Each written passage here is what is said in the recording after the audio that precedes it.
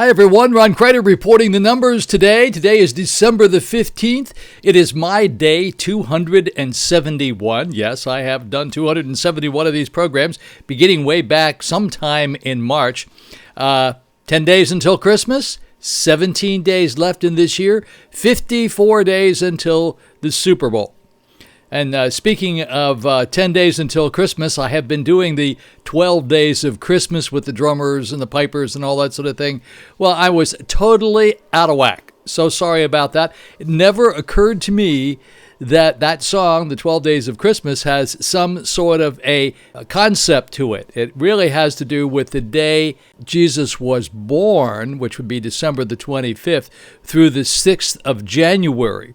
And I'll tell you a little bit more about that in the future, but I'm not going to keep doing it here because I only look like a fool more than I normally do, and I apologize for that. I just didn't realize that. And everybody I have talked to, I've talked to so many people, and most of the people I have talked to didn't know it either. We all know the song. We've all heard the song many, many, many times. We never realized there was a religious significance to it. I'm broadcasting from Vero Beach, Florida, from the Condominium here at Victoria. And right up here, you'll see a picture of our Victoria, 13 acres of paradise.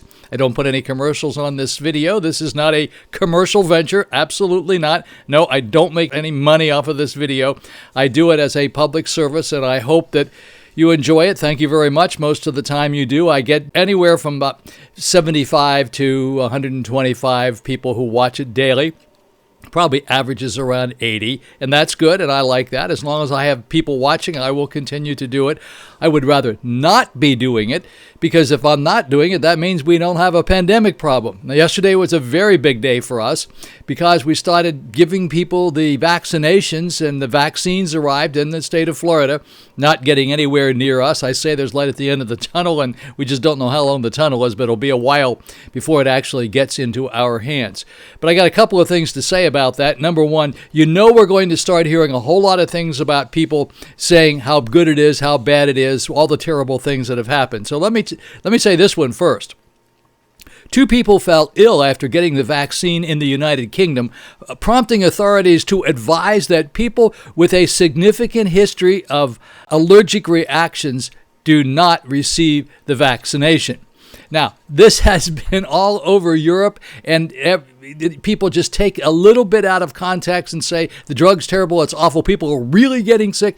So far, 2 people have gotten sick as a result of it, and they had all sorts of allergic conditions. So you need to get the rest of the story, the whole story, when you hear something like this. I'm not telling you this stuff to make you afraid of the vaccine. I'm going to get it as soon as they'll let me have it. I'll be the first guy standing in the front of the line. But I don't want you to think for a second that this is as safe as it gets. It doesn't get any safer than this. It's been through the normal trial, exactly the way they do these phase 3 trials, and it is very safe.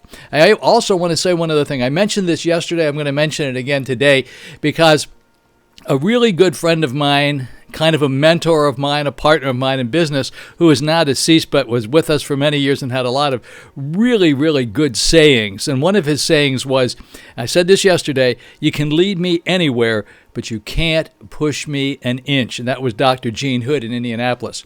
Really smart, bright guy, had a lot of wonderful wisdom.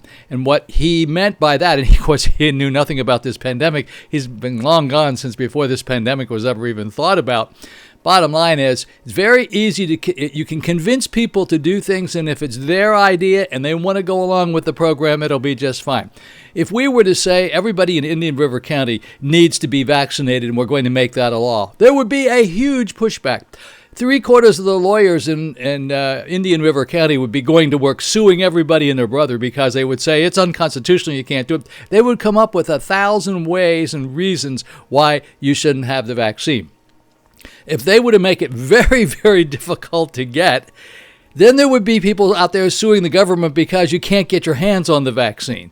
So it's very, very simple. It's difficult to tell somebody that they have to do something because people immediately want to push back. So bottom line here is, you can lead me anywhere. I'll be happy to go anywhere with you. Push me, don't push me one teeny tiny inch because I'm not going. And people just dig in and they don't want any part of it. Remember that. It was a very smart thing that Dr. Hood said, and he didn't have any idea it was going to apply to this pandemic, but it definitely very much does. Okay, so two municipalities with little in common, and that would be Miami and the town of Palm Beach, have recently put new curfews in place. Miami's curfew went into effect last weekend, runs from 12 a.m. to 6 a.m., and the town of Palm Beach enacted its curfew Monday, and it will run from 1 a.m. to 5 a.m. The town of Palm Beach voted to pass its curfew as a proactive measure, taking into account the town's elderly population. The town doesn't plan to enforce fines. Police officers will take an educational approach in informing the town's 8,800 residents of the curfew. Now, I totally get this, and that does make sense. And they're saying, we would like you not to be out running around between 1 and 5 a.m. or between midnight and 6 a.m., as in the case of Miami. But we're not going to say you can't possibly do it. They're not going to throw out any fines or anything like that. And a majority of the people will comply with it. And there will always be a few who will not do it because they're being told they can't do it. And they're going to say they have to do it. And they want to do it. So you can lead me anywhere, but you can't push me an inch. So I don't have a lot of news to report today. So far, the vaccination rollout is going quite well. Obviously, we don't see it. We're not getting it yet. And it will be a while before we do. But it's happening, and that's a good thing. And it's a very important day yesterday. Yesterday was a milestone. But I say this all the time. By the way, don't forget to push the like button. Come on, guys. Push that like button. I sure do appreciate that. And only you can slow down the spread of this pandemic until you get vaccinated, until we get a bit of herd mentality going on around here, because things are not looking good at all, and everybody's relaxed and thinking, oh, everything's kind of back to normal now. Now we can go to the restaurants and we can go to the bars. We can do whatever we feel like doing. Bad idea. We just need to hunker down, stay at home as much as we can. Don't socialize with people. Don't hang out with strangers. Don't go to parties with strangers. Just, you know exactly what to do. It's quite simple. New normal, this is the new normal for this year. Hopefully by next year, this will all be behind us. Reminding you about the beach market, doesn't look like they're going to make it by December the 25th to reopen with their new $2.5 million remodel, but nonetheless, they're working very hard towards that goal, but it probably won't happen, but probably by the first of the year. Remember, the 17th Street Bridge is going to be 2 lanes now for the next number of months while they do some reconstruction work on that bridge down there. The 2 south lanes are the only ones functioning, so there could be a bottleneck down there, so be careful when you're going across the bridges. Maybe you want to think about going north and using the Barber Bridge instead of the 17th Street Bridge. Still have that A1A stuff going on out here between Beachland Boulevard and up at the Village Shops. They still have the center lane to pave. They're about to finish that. This may be done by Christmas or the first of the year as well. So we do have a little bit of congestion going on around here. And don't forget, as soon as you get your flu shot, you're probably going to get a little vaccination certificate, and I can assure you it won't be very long before you won't be able to go into a restaurant unless you are able to show that you have had that vaccination certificate. Certainly after we have plenty of the vaccine available so that everybody should be getting the shot. So that will be another motivation for you to get it. I can assure you, if your favorite bar, and you're a bar person, and your favorite bar says, sorry, buddy, can't get in here unless you've been vaccinated, they'll run out and get vaccinated in a heartbeat. See, that would be a real motivation for them to do that. Treasure Coast weather. Okay, our weather forecast for the Treasure Coast. I tell you every day the Treasure Coast is where all the buried treasure is here in Florida. It's just between the Gold Coast, which is down south, and the Space Coast, which is up north. And if you look up here on the screen, I was going to point, but you won't be able to see it because I have the map up there. It's in the gray area, and it's just above the Palm Beach area. It will become the Treasure Coast. Treasure Coast weather for today, for Tuesday, 9% chance of rain, cloudy, high 76, winds west-southwest at 5 to 10 miles per hour. And then tonight, Tuesday night, we're going to have a low of about 60 degrees, about 7% chance of rain tonight, a few clouds, low around 60 degrees, winds light and variable. And then tomorrow, we're going to have about 11% chance of rain, some sun in the morning with increasing clouds during the afternoon. High is going to be around 80, so we're going to be back in the 80s again. For you folks that are up north, come on down. It's really nice. The water's nice. The weather's great. Winds will be south-southwest at 10 to 15 miles per hour tomorrow on Wednesday. Again, I'm going to put this little thing up here about December the 21st. A bright Christmas star will be in the sky. It will be December the 21st in the night sky, and it hasn't happened for 800 100 years. So I'll keep telling you about this every day so you don't forget. Go out there and take a look at it. And I'll tell you what time it is. It's going to be in the early evening, sometime in the early evening. I think it's around 5, 6, or 7 o'clock in the evening. So I'll let you know. Alrighty, folks, let's jump right in here to the numbers and take a look what the new numbers are about today. I have to keep reminding you about these numbers that I put up here on the screen. At the very beginning of this piece, the very beginning of this program, you're going to see numbers. Those numbers are going to be the numbers from today, the most recent numbers. They're not available to me right now when I do this video. They don't come in until around 2 or 3 o'clock in the afternoon. As soon as they come in, I tack those onto the front of the video so you can see those immediately before you have to listen to all of this stuff. All right?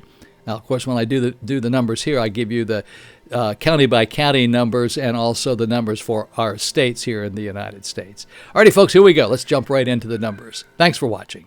Alrighty, folks, here we are in the numbers. Today is Tuesday. It is December the 15th, the middle of the month, almost the middle of the week, very close to Christmas. Taking a look at the number of deaths for the entire state of Florida, 83 new deaths in the past 24 hours. That's down by 54. Yesterday, it was 137. That's a good thing. Anytime we can go down with the deaths, that's excellent. Now, taking a look at the positives, that's not a good thing. It's 9,411, almost in the 10,000 mark, up by 959. Yesterday, it was 8,452. The testing percentage for one day, 9.62. That's the number of testings versus the number of tests that have happened. That's gone up 9.62. Now, in Dade County, Miami-Dade, 3 new deaths to report in the past 24 hours, 2,160 new positives. That number is actually down to 9.02, not very far down because you know it's supposed to be under 5%. In Broward County, 3 new deaths to report. Broward is Fort Lauderdale, 672 new positives. That number is up to 8.08%. Then in Palm Beach County, 11 new deaths to report, 463 new positives, 8.19. That number is up as well. That's the percentage of the tests versus the number of tests that were given, the positives. Then in Orange County, we have 1 new death to report, 658 new positives, a huge number out there, more than double, 11.47. Very large number for Orange County. That's Orlando. And then in Brevard County, Melbourne, 2 new deaths to report, 184 new positives. Their number is almost double, 9.82%, and that's in the red. Alrighty, let's take a look at St. Lucie County now. 1 new death to report, 99 new positives. That number is down to 5.65. When it's green, it's down from the previous day. In Martin County, that's Stewart, 2 new deaths to report, 40 new positives. That's down to 5.61. And then we go to Indian River County where we are. 1 new death to report in the past 24 hours, 29 new positives. Of those 29 new positives, 6 of them are in zip code 32960. 3 are in zip code 32963, and 3 are in zip code 32967. The positivity rate for the entire state of Florida for the past 24 hours, every day there's a new positivity rate, 99.0. Okay, the story here is that approximately 99 people passed away each day for the past 7 days. That's what that number says for today. Yesterday it was 104. Sunday it was 99. Saturday it was 104 as well. These numbers have been very, very high. We actually, if you go back here just a little bit further, you'll see that 10 days ago it was in the 70s. So yes, the numbers are definitely creeping up. Now let's take a look at the United States. Take a look at all the United States we have and where we stand. This is 48 hours ago, not 24 hours ago, because I don't have enough information to give you for 24, but I can give it to you for 48 hours ago. California was in first place or worst place with 140 deaths. Let's go back and look at the entire United States. 1,627 people passed away 48 hours ago for the entire United States. In first place, 140 in California. Florida was in second place with 137. New York in third place with 120. Illinois in fourth place with 116. Michigan in fifth place with 91. Connecticut in sixth place with 81. Tennessee in 7th place with 79. Texas in 8th place with 70. Then it would be Pennsylvania in 9th place with 69, sorry about that. And then Iowa is in 10th place with 60. Ohio in 11th place with 55. We'll go down to Massachusetts. Massachusetts was in 14th place with 39. Kansas was in 16th place with 37. Indiana in 17th place with 35. Go down to Georgia, our neighbor, in 19th place with 28. In Maryland, 21st place with 25. Jersey, 22nd place with 24. Missouri, 23rd place with 21. We'll go down to Rhode Island on 25th place with 20. Idaho, 26th place with 19. Minnesota, for our Minnetonka friends, 27th place with 18. Kentucky, 28th place with 17. Wisconsin, 29th place with 12. I forgot 28th place with Kentucky. That was 17. Then we'll go down to Colorado in 31st place with 11. Utah was in 35th place with 7. We'll go down to Maine in 40th place with 2. New Hampshire in 42nd place with 1. And let's see, Vermont in 44th place with 1. Montana did not report anything. South Dakota had 0. Alabama had 0. Delaware had 0. Alaska and Wyoming had 0. Alrighty, folks, that's the United States. Now let's take a look at the world view. This is the global view. USA cases, 16,598,094. USA deaths, 302,046. Yesterday, we did pass the 300,000 mark. We did it right